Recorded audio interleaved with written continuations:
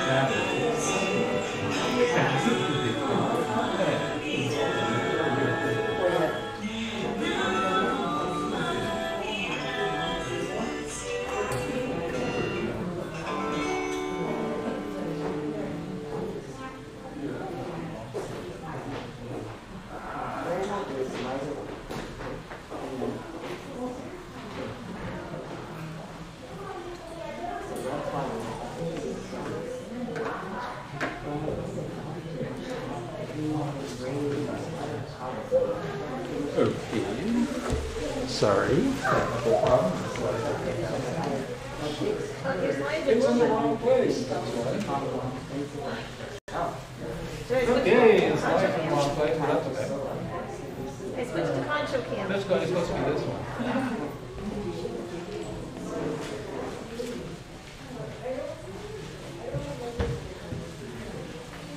Very good. I'm going to cue the Concho in.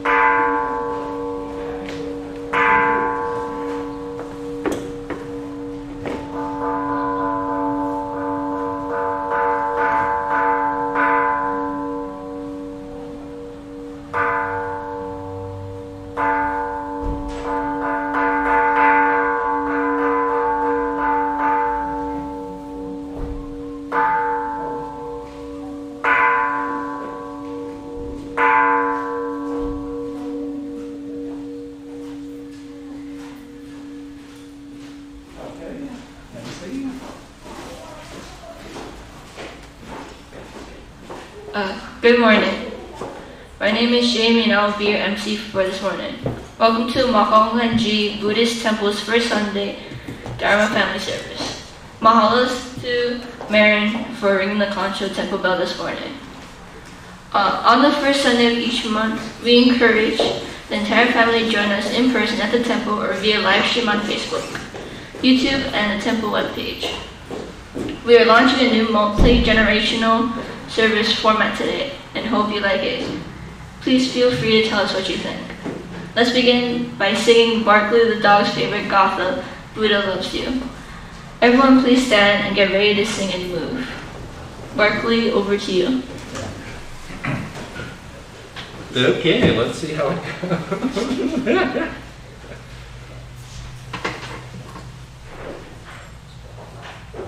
Now I assume everyone knows this song, right? Sure. Oops, that's not the right one. Hey, Sensei, nothing's happening. Oh, there we go. Fly, fly, little bird, Buddha loves you, little bird. Tweet, tweet, tweet, tweet, tweet, tweet, tweet. Run, run, little bug, Buddha loves you, little bug.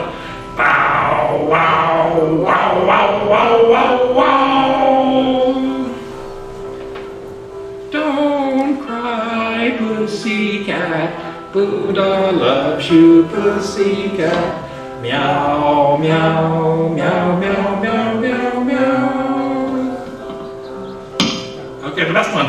Swim, swim, little fish, Buddha loves you, little fish.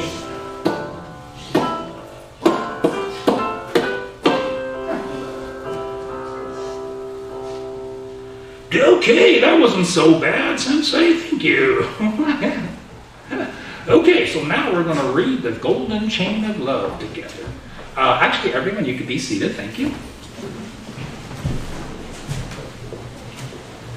So let's put our hands together in Gasho and recite the Golden Chain. I am a link in Amida Buddha's golden chain of love that stretches around the world. I must keep my link bright and strong. I will try to be kind and gentle to every living thing and protect all who are weaker than myself.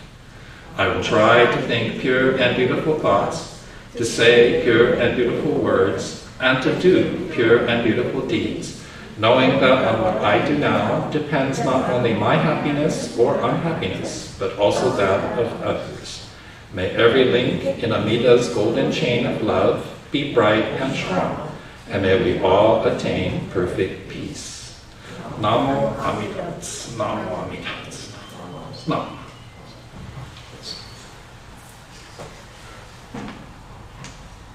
Okay, so where are we on the script? Sorry.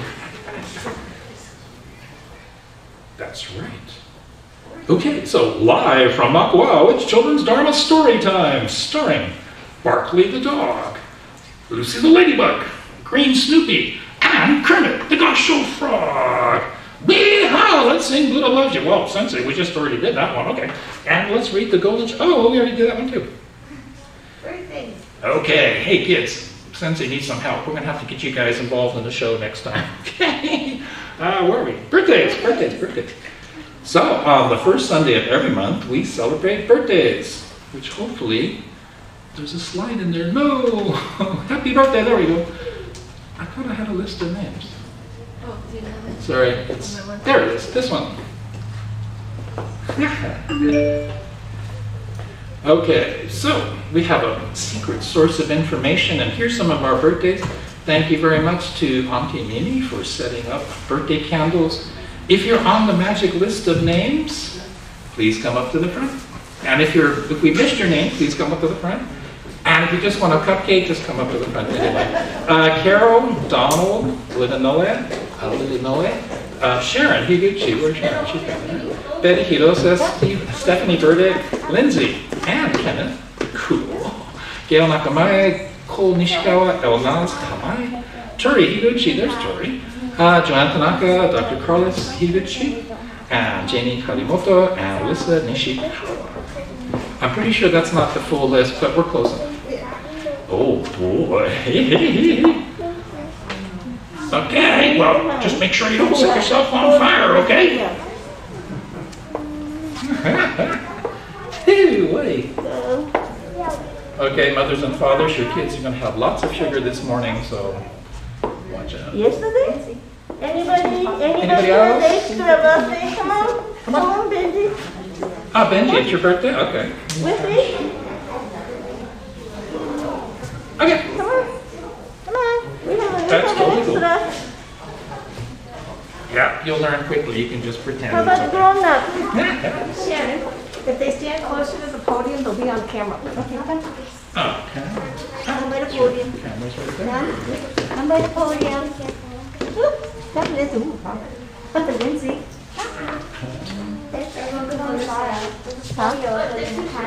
You're too short. Okay. Tell you what. Too short. Okay, short kids, take your shoes off. Come up here. Oh, take your shoes off. Go on the top. Yeah, yeah. So, okay, everybody. Tori, we can see Tori. Everybody who's shorter than Tori. You can slip your slippers off if you want. Wait, what about Yeah. I don't know. Stop Benji. There's some stairs on that Okay, side. come, let's take. Okay, everybody follow Benji up here. Might as well bring everybody upstairs. Oh yeah, I'd kind of straight down. You're going to set the thing on fire. Okay. Yep, you can sit down. Let's see, so we can see. Oh, there we go. We can use the whole stage. Very good. Let's move this way.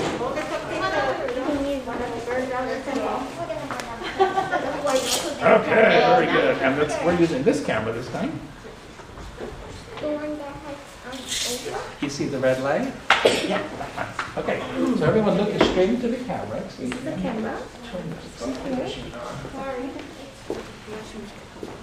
Okay.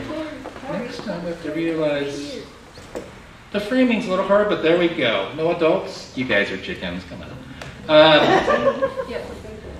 Okay, very good. And let's sing Happy Birthday. Hopefully. Okay. To you. Happy birthday to you. Happy birthday, dear friends. Happy birthday to you. Okay, make a wish and blow out the candle. Yay! Okay, let's try to extinguish all the flames. Okay, thank you, everybody.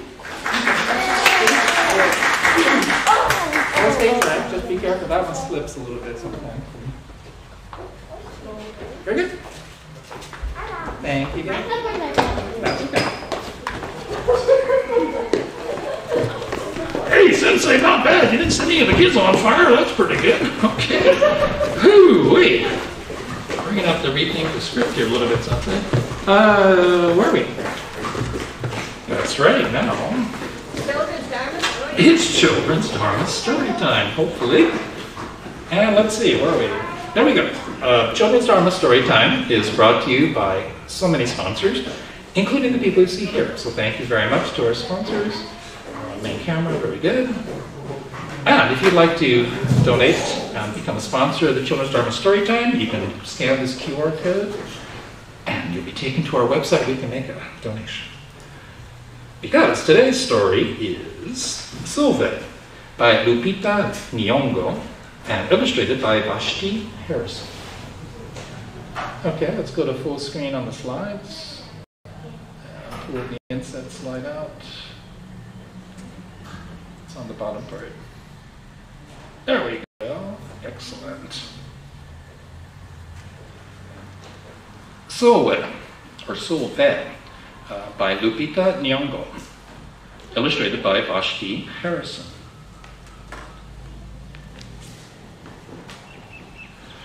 Silve was born the color of midnight. She looked nothing like her family, not not even a little, not even at all. Mama was the color of dawn. Baba was the color of dusk. And Mitch, her sister, was the color of high noon. Hardly anyone at school looked like Sue either.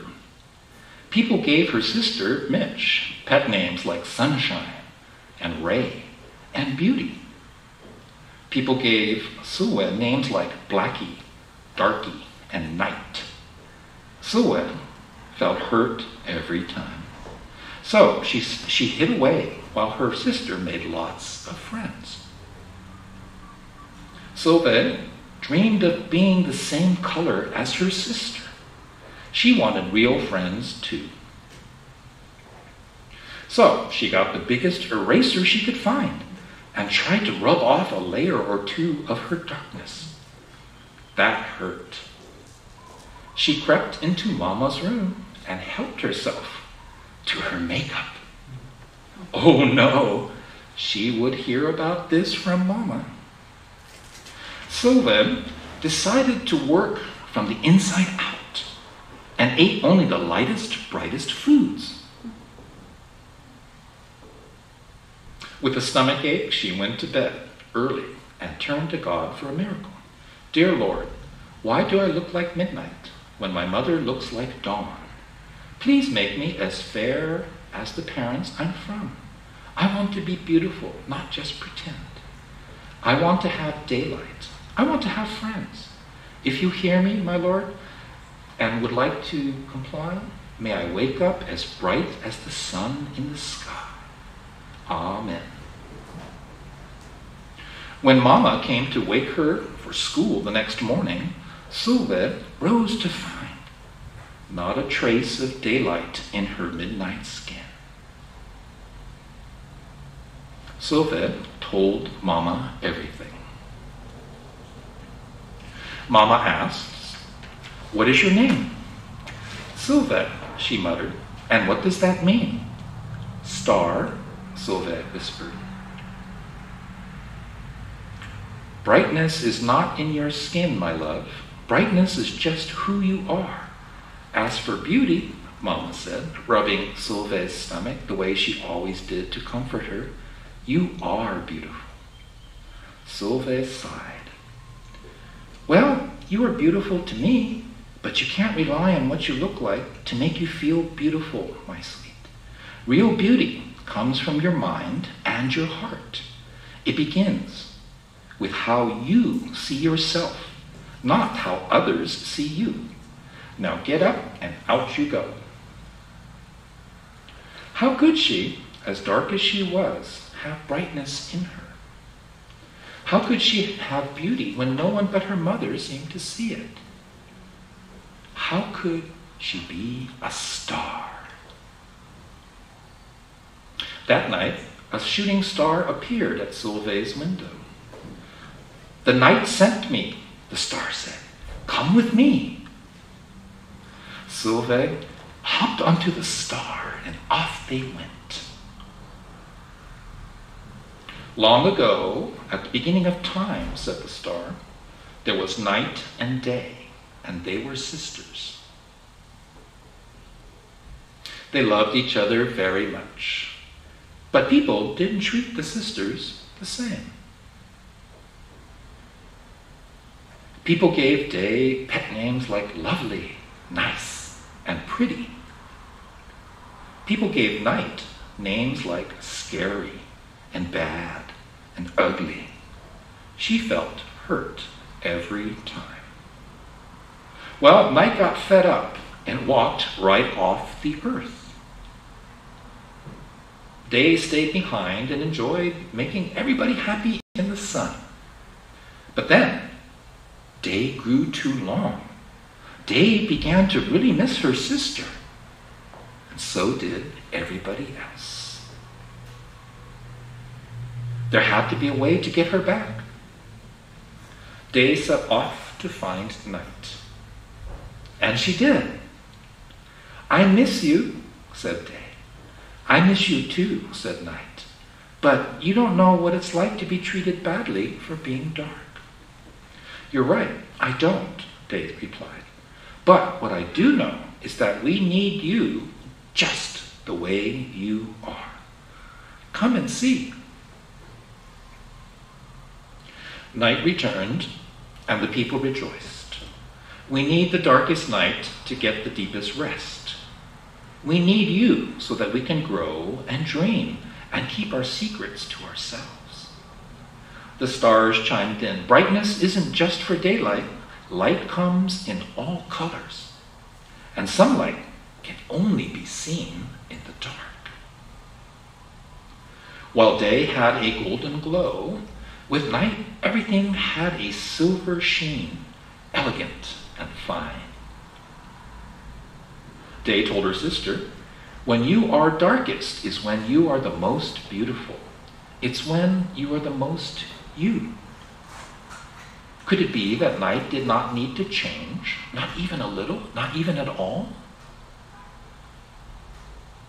Now that night and day were back together, a bit of night returned to day in the form of shadows, and a bit of day returned to night in the form of moonlight.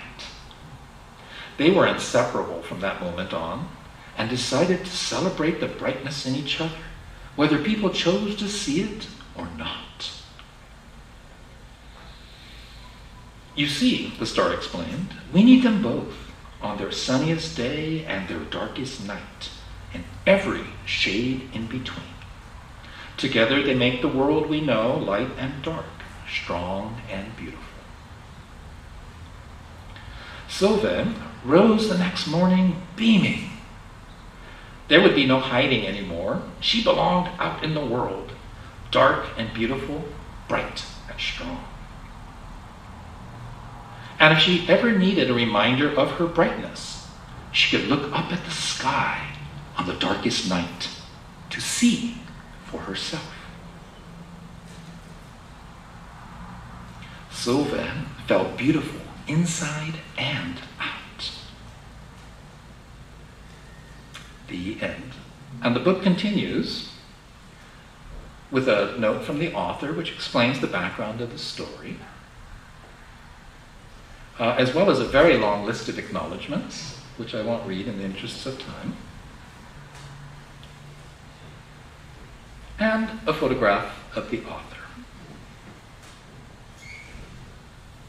And that was the story, Sove, by Lupita Nyong'o, and illustrated by Vashti Harrison. Well, wasn't that a great story? What part did you like? Really? Okay, nobody liked the same part that I liked. That's okay. Hey, Barkley, what part did you like? Well, Sensei, it's like I was saying, it's like, you could be a dog, you could be a ladybug. Doesn't really matter. As long as you're kind and gentle to people, usually they'll be kind and gentle back to you. So what do you think, Lucy? Well, I think you got that exactly right. Well, we could always ask our friends, hey, Kenneth, what do you think? Exactly, that's the part that I love too. Sorry, I was just teasing you. Hey, Spencer, be nice to little kids. Hey, come on. So, how about you, Sensei? Why did you choose this story? Well, I'd just like to say that I grew up in a neighborhood where all my friends were black kids, African American kids. Everybody ranged from lighter than me all the way to silver. I mean, really dark, amazingly dark. And when I was growing up, I wanted to be dark like all my friends. I was the only yellow kid in the class. I mean, I wasn't really yellow, I was this color, but I was a different color than I wanted to be black. I wanted to be like my friends. So I learned to talk like them. Really, Sensei? Why don't you demonstrate that for us? Well, I grew up in the streets of Los Angeles. I talk like this. Sensei, I didn't understand anything you said. Well, me neither, Sensei. Well, that's okay. So, the point is being, doesn't really matter if you're a rascal dog or a ladybug or a Japanese American kid who wants to be black. It's okay. The world needs all of us, just like in this story here. So, wow, hey, Sensei, that's pretty good ad-lib, but next time you better write something for the script, huh? Well, yes, I will try my best. Thank you. Yes, I will try my best. Thank you. Well, it's kind of hard to change things around. So, where are we? That's not the birthdays. Okay, good. It's Dharma school time. So, next is the boring part, which is the Dharma talk for adults. So, we're going to now have a transition. We're going to split the Dharma school students, and any adult who wants to pretend they're Dharma school students, you don't have to listen to the Dharma talk for adults. And if you follow Auntie Sharon and Auntie Karen, I believe we're going to start, weather permitting, with a story under the Bodhi tree. All right, that sounds like fun. Yeah, just watch out for the Bodhi chicken, because he gets a little territorial sometimes. Now seriously, there's a Bodhi chicken. We have a chicken, we have a rooster that likes to roost in the Bodhi tree now. And he's one of the roosters that likes to wake up at like 3 o'clock in the morning and go, so there's one in our Bodhi tree. There's like a lot across the street with the goats and stuff. They like to talk to each other at 3 o'clock in the morning. And then, yeah, actually Lynn's house, the big Makawao tree, there's the other chicken. Anyway, Sensei wakes up early because they're always talking to each other. Okay, so now I'm going to bore the heck out of you guys. So, hey kids, be good, but not too much. So, actually this is going to be somewhat longer talk than usual because the Dharma school teacher said, hey Gary, you're always doing these short talks and we're not done with the Dharma school stuff by the time you show up, so please take 30 minutes. It's actually going to be about a 20-minute talk, but we'll see how it goes. Today we are observing Bodhi Day. Bodhi Day is traditionally December 8th. I'd like to begin with the words of Shinran Shani. Through great love, which is Amida's directing of virtue for our going forth, we attain great compassion, which is Amida's directing of virtue for our return. If not for the Buddha's directing of virtue, how could we realize enlightenment in the Pure Land? The words of Shinran Shani. No.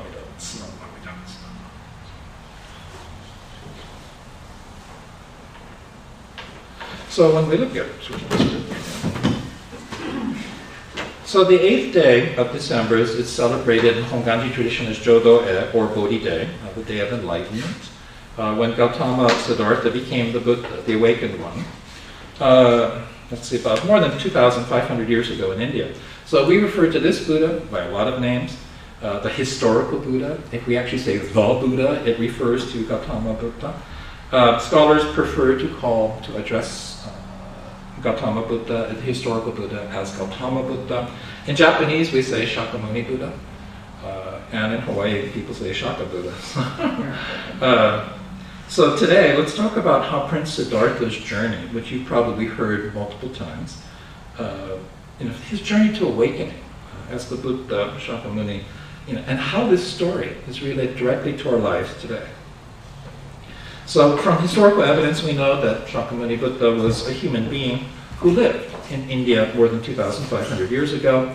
Buddha never claimed to be a deity or a god or a supernatural being. A lot of these attributes were given to the Buddha after. So Gautama Siddhartha. So Siddhartha was simply a human being who awakened to the truth of human nature, the human condition, and the human mind. Identifying the reason why people suffer, why human beings suffer, and the cause of this suffering, and the path to alleviate suffering, human suffering. So the Buddha's teachings, which we refer to as the Dharma, have influenced hundreds of millions of people over the past 2,500 years, and continues to influence hundreds of millions of people around the world today. So the global communities of Buddhists, people who follow the Dharma's teaching, the Dharma teaching is known as the Sangha. And so today, this virtual Sangha, which is both in person but also in the internet, the fact that we can meet online is just an example of a Buddhist community that arises from causes and conditions. Right? Before the pandemic, we didn't need to do this stuff.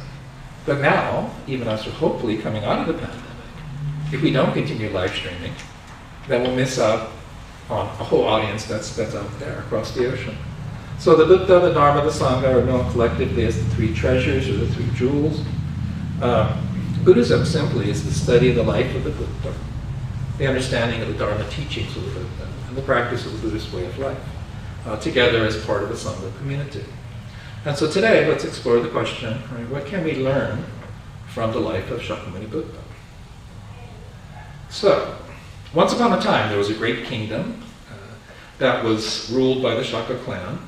And when Queen Maya became pregnant, the greatest wise men of India came from around the world, from around the land, before the court and prophesied that the soon-to-be born baby would either be the greatest king ever or the savior of the world. And of course, the king, King Suddhodana, wanted his son to be the greatest king ever. And anyone who is a parent will know this feeling. Right? Our child will be special. So Queen Maya, traveling to her mother's house, her mother's home, stops for a rest in the garden of Lumbini. She reaches for a beautiful flower, and the baby pops out of her right side. The baby Buddha immediately walks 7 steps, and wondrous flowers pop out of the ground in his footsteps. Sweet rain falls from the sky, beautiful birds come and make beautiful music, and then the baby Buddha puts one hand up in the air, one hand points to the ground, and says, "In the heavens above and the earth below, I alone am the world-honored one." Now, as a child, I love this story. Right? It's like, what? Little baby pops out. That's not exactly what I found in the library about how babies are born, but okay, baby pops up. Is walking, and then suddenly starts talking and says, and essentially, right, and anyone who's a parent or grandparent of a young child knows this, right, the baby cries, and the first words are, "I am the greatest, feed me, I'm hungry." The child throws a tantrum, and it means, "I'm the greatest, pay attention to me." Everything you want, if you cry, you get it. It's a pretty good gig, right? So remember, all babies at birth, when they cry, they're saying, "I'm the greatest, I'm the greatest." So now growing up, right, Prince Siddhartha lives in a great palace. He's groomed for success as the next king. He's got the best teachers, the best martial arts trainers. It's good to be the prince. Prince Siddhartha excels in all of his studies, becoming the greatest warrior, the greatest scholar in all the land. He's destined to be the greatest king. It's good to be the prince. Right? King Suddhodana, he wants to keep his son away from the real world, so he builds summer palaces and winter palaces for the prince, filled with the finest clothes, the jewelry, the best foods, the most talented musicians and dancers, and the most beautiful consorts in the kingdom. It's good to be the prince. In time, Prince Siddhartha marries the most beautiful princess in the kingdom, who gives birth to a strong and beautiful son, the next heir to the throne. To become the king of the most powerful kingdom in India. And yet, despite having everything he could possibly want, it's all been given to him, Prince Siddhartha feels trapped in the palace, unfulfilled by his life, depressed, anxious, desperately wanting, needing, craving something more in his life. And this is dukkha, which is often translated into American English as suffering, but it also has nuances of dissatisfaction, anxiety, stress, worries, or a vague sense of disappointment. So how many times in your life have you felt like, is this it? Is this it? So maybe after studying really hard to get into a good university, right, you kind of look up and go, is this it? And then you get a good job. You work really hard, you interview, and you do all the stuff you need to get a good job. And you work hard, you work your butt off. Sorry, am I allowed to say that? You work really, really hard. And you achieve success. And then you find it to be vaguely unfulfilling. You kind of go, is this it? Is this it?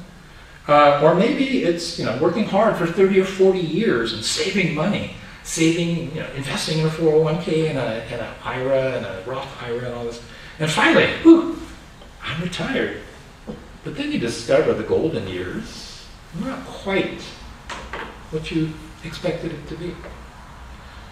So it is with Prince Siddhartha. Despite having everything given to him, everything he could possibly want, he's not satisfied with his life. This is the prince. So he decides to leave the palace on his own for the first time at age 29, accompanied by his loyal servant, Chana, the charioteer. He ventures out of the north gate. And so for the first time in his life, he sees an old man, the aging and decay of mind and body comes to all people without exception. Siddhartha, this is the first time he's encountered, is deeply troubled and spends a sleepless night in the palace. The next day, he and a servant exit through the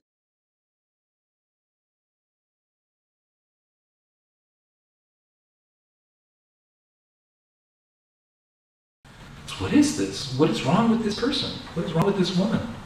She is sick, my highness. Will this happen to my wife? Will this happen to me? Yes, my prince, illness and disease come to all people without exception.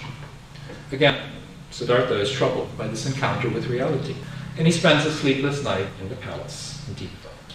The next day, they exit through the south gate. For the first time in his life, he sees a corpse in a funeral procession with people crying and lamenting the death of their loved one. What is this? What is wrong with that person? Why is that person not moving? Why is everybody crying? He is dead, my highness, and those who are left behind are in grief and crying because they have lost someone they loved. Will this suffering come to my son? Will death happen to me? Yes, my highness, death comes to all who are born. Those who are left behind all feel pain and sadness from the loss of a loved one. Again, Siddhartha is deeply troubled by this encounter. The next day, they leave the palace through the west gate, and for the first time in his life, he sees a wandering mendicant, a holy man, who is searching for the truth. The holy man is obviously homeless, and he's clothed in filthy rags, has not bathed or washed his hair in many, many, many weeks. But the holy man's face and his eyes shine with joy. He says, what is this? What is wrong with this person? Why is he so filthy and yet so at peace? He is a wandering mendicant, my highness, a holy man searching for the truth. He has renounced this world. He's turned his back on this world and given up everything to search for the truth. He is homeless. He has no money. He has no job. He begs his days and nights in search for truth. Will I find peace of mind if I search for truth? Yes, my highness. The search for truth requires great sacrifice, but the journey is its own reward. Siddhartha is deeply impressed by this encounter and spends another sleepless night in the palace. When he wakes up the next morning, Siddhartha decides to give up his wealth, position, wife and son, and kingdom to search for truth, to seek the answers to why do human beings suffer? How can humans escape suffering? And for the next 6 years, Siddhartha studies with the greatest spiritual teachers of the time and enduring increasingly extreme ascetic practices. So at the time, it was believed that self-denial was the path to spiritual awakening. So Siddhartha goes from teacher to teacher. He masters all of their techniques, but he fails to find the spiritual understanding that he seeks. So finally, Siddhartha's practice of self-denial becomes so extreme, he eats only a single grain of rice and drinks only 1 sip of water every day. But still, he does not find the answer to why human beings suffer. He does not find a way for people to escape this suffering. Completely exhausted, he collapses in a river, and he's saved by Sujata, a kind village maiden, who helps him and gives him rice porridge, which fills his body and mind with energy. He realizes that the path to spiritual truth must lie in the middle way between extreme self-denial and indulging all of one's desires. Siddhartha decides he will meditate under a ficus tree until he finds the answer he seeks, or he will die trying. For 49 days, Siddhartha meditates under the ficus tree. On the dawn of the 49th day, he awakens to the truth of human suffering. Human beings suffer because we desperately cling to the false idea of self, when all things and all phenomena arising from causes and conditions are impermanent. They're constantly changing. So what we perceive as self, as me, as Carrie, it's an illusion created by our ego. It's based on our limited perception of the 5 senses and processed by the self-centered human mind. So our human mind is totally self-centered. It's burning with an insatiable thirst for more, more, more. And our human body burns with blinding passions and cravings we cannot control, anger, greed, and willful ignorance of the truth. And as we age, our human body and mind begin to decay, causing even more stress, anxiety, and worry.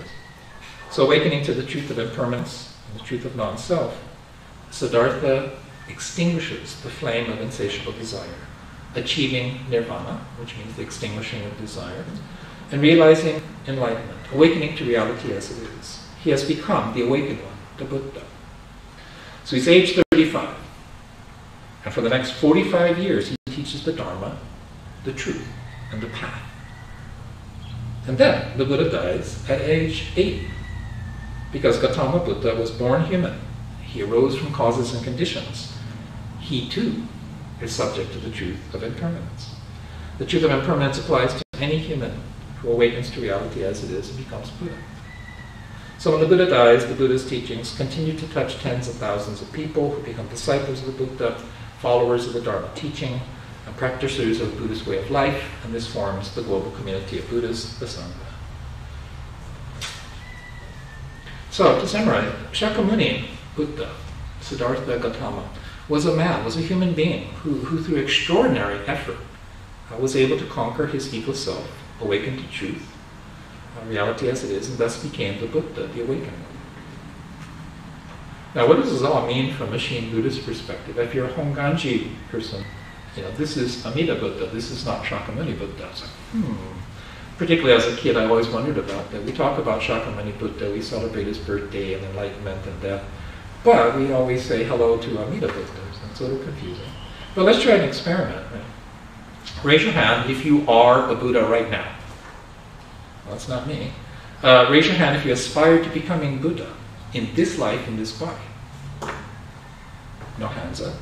And raise your hand if you aspire to birth in the Pure Land. Okay. Very good. Follow the cues. Yes, Mimi knows it. She's seen this Dharma talk before, so you need to raise your hand because that's because the punchline of it. If you didn't raise your hand, why are you here? But the question, why am I here? The existential question. Why am I here? So the path of Pure Land Buddhism, specifically Shin Buddhism, Jodo Shin Buddhism, Jodo Shin Shu, is called the easy path, right? Compared to the difficult path of discipline, the Eightfold Path of the Noble Ones that was taught by Shakyamuni Buddha. Now, in the Eightfold Noble Path, in the path of discipline, traditional approach to Buddhism, there's no half measures. You have to give up everything. You have to turn your back on the world. For the parents in the audience, you have to dump your kids, just abandon your kids. You must become a monk, live by monastic precepts. So to conquer the ego, you must give total commitment for the rest of your life or die trying. Who's with me? Let's go! Oh, come on, it'll be fun. Are you ready to shave your head for enlightenment? Everyone who becomes a priest, we have to shave our heads. It's kind of fun, actually. Well, Lauren, you're halfway there anyway. You're used to it. It's okay. No one said, "Oh, what happened, man?" My granddaughter, our granddaughter. She was about 2 years old when I was doing this, and so I shaved my head 100 days before going off to the Tokudo ordination. She comes, "Oh, Grandpa, you're a baby." She goes, "Oh. But your head feels like sand." Yeah! She ran away. I think she was more shocked by the fact they didn't have a beard and a mustache. But anyway. So for most ordinary people, and we're just ordinary people, right? We got school, we got jobs, we got relationships, marriages, mortgage, children to raise, grandchildren to pick up, or aging parents, ailing spouses, or family members or friends to take care of. So unlike Prince Siddhartha, we're not in a position to abandon everything for the search for truth. Some of us have reached the age where we know without a doubt that our time in this world is limited. Now the advertising and stuff we see on TV, on newspaper, whatever, social media is saying, more is the answer. And a lot of us are pursuing success, in quotes, right now. Or have pursued success for many, many years. Or have achieved success. But we all wonder, is this it? Is this it? Is this it? So the question, right, is this it? Is really the question, why am I here? Why was I born? What is the purpose of my life? Right? What is my purpose in life? When I reflect upon the causes and conditions, situations of my life, right, everything was given to me. Everything came to me. Opportunity came to me.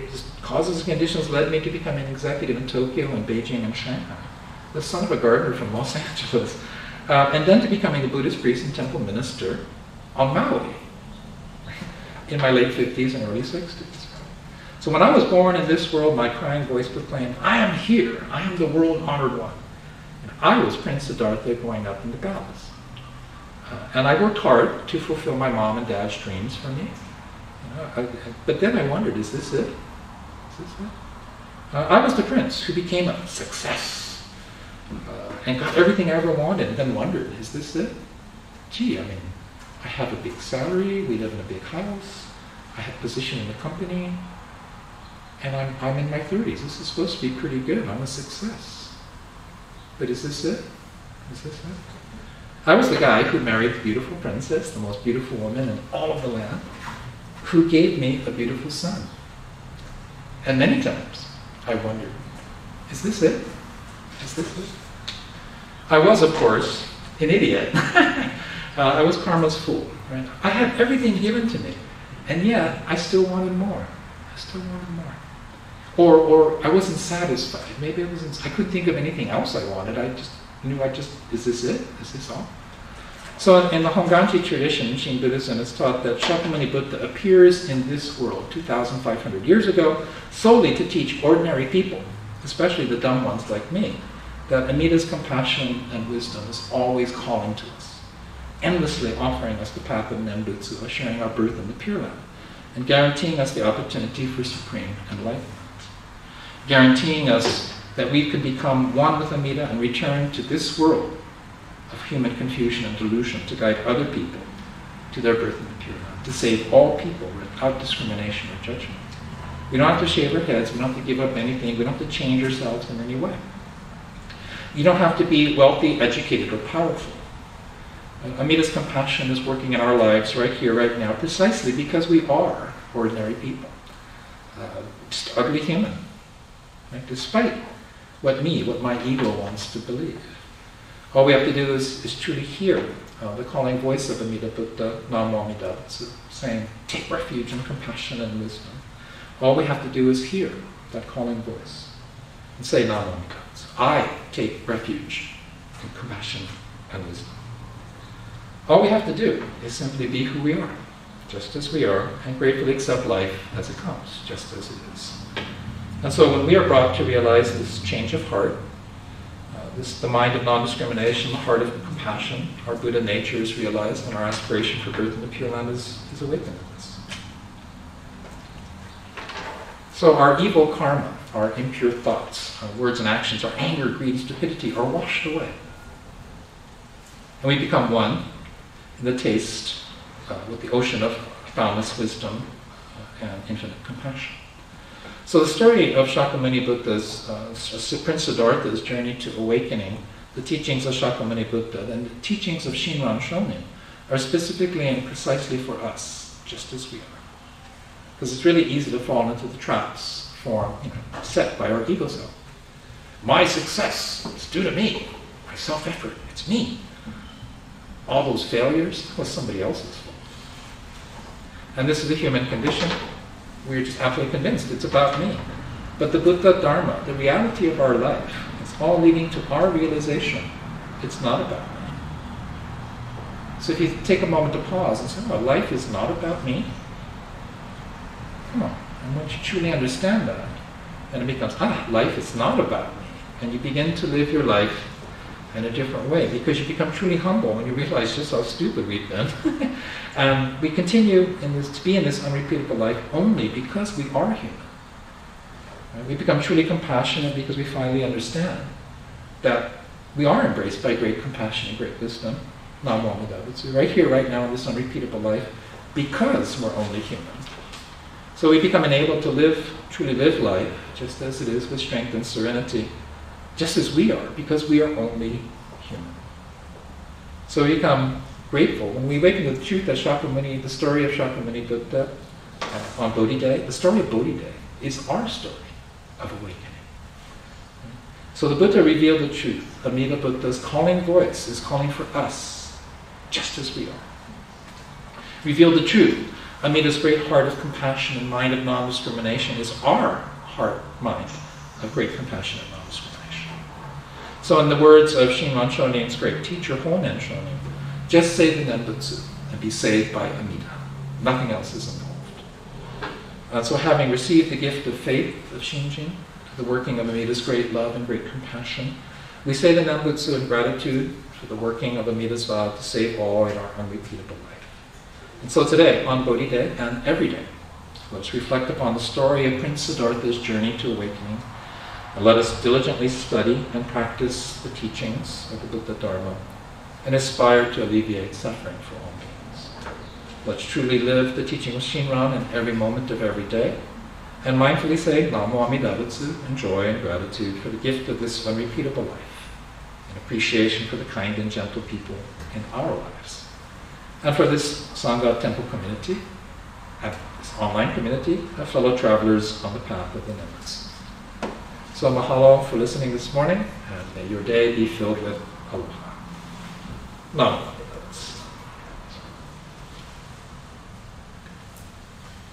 Okay, sorry, I forgot to turn my stopwatch on. That's probably a little bit like 30 minutes or so. Kind of long, do you think? Raise your hand if you thought it was long. Okay, Paul's still sleeping, that's okay. Okay, we'll shorten it for the next one.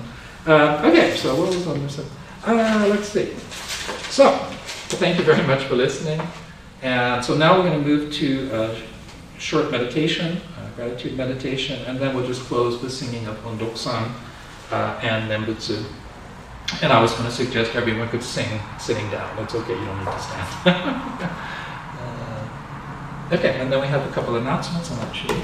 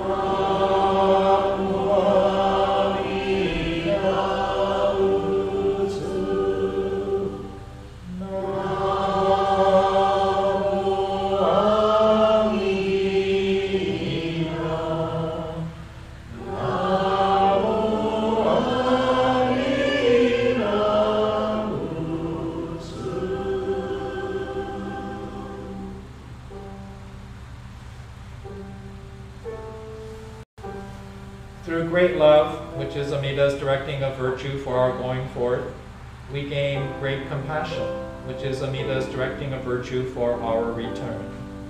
If not for the Buddha's directing of virtue, how could we realize enlightenment in the Pure Land? The words of Shinran Shonin, hymn number 52 in the Hymns of the Dharma Ages. You can find the collected works of Shinran, volume 1, page 411. Namo Amida Butsu.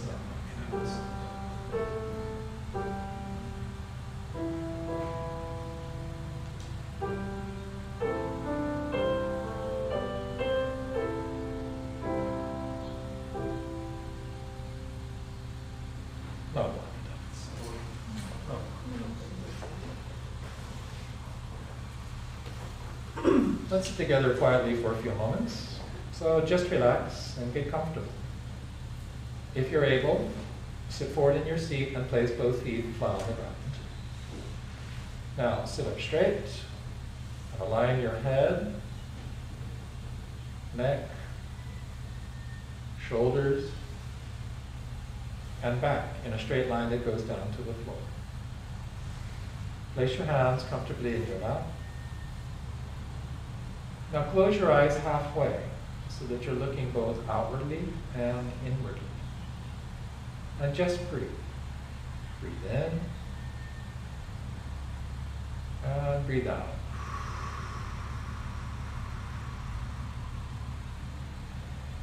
In and out. As you breathe in, think of something for which you are grateful. And as you breathe out, just say mahalo. Thank you, thank you, thank you. Just breathe. The sound of the gong will signal the end of our quiet meditation.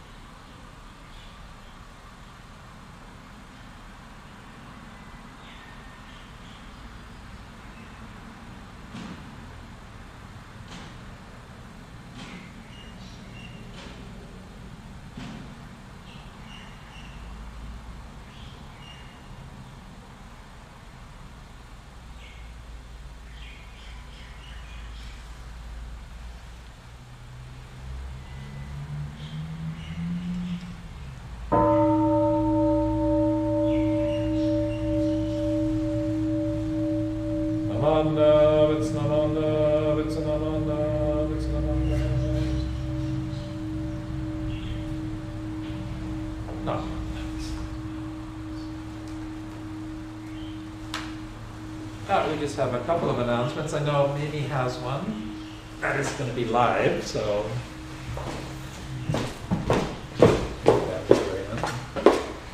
Thank you very much for buying the jams. Aisen and I had to increase more recipes and recipes, so we did quite good. We have some leftovers, so if you want to buy some more, we have a few of those jars. So. $6 for 8 ounces. Thank you. Oh, sorry, I thought it was the incense thing. Oh. Yeah, so we got this slide. Oh, okay, sorry. Yeah. Do we have it? Oh, the boxes? I have the boxes somewhere. These 3 boxes Mr. Kuratate's, Mrs. Tomioka's father's incense shop. So if you'd like to order, we can order from Mrs. Tomioka. You can smell and then pick any of these. They probably have some more, so later on, she's in Japan right now, so later on I can get some more other variety if you'd like to. So, the price one? Yep. Okay. So this morning, when you walked into the the temple, the aroma that you smelled was the first box, the joun, the pinkish box. Yeah. And then previously I've used haku-un, which is a little bit stronger smell. And we haven't tried the flower sound one, the kanon one yet. So maybe we need to have an incense appreciation time. And then, the joke, of course, is that I'm going to be the Maui sales director for her father's company. So. But yeah, if you're interested in incense, these are really good quality incense. And so if you're interested, please let us know. Yeah, these are sticks. Yeah. So regular Senko type incense. And they're really good, actually. You can use them in like very small pieces. You might not be able to see, but... If you use a very small piece, it'll provide an aroma for the entire space. So anyway, we're going to try to figure that out. We're also hopefully going in the direction of having an exclusive blend for the temple. So we'll see if we can pull that one off. But anyway, I'm going to start rolling the credit video. Announcements video, so thank you very much for joining us and your patience. And yes, I know the Dharma talk was like way too long, so we'll work on that. Okay, thank you very much. So announcements video, here we go.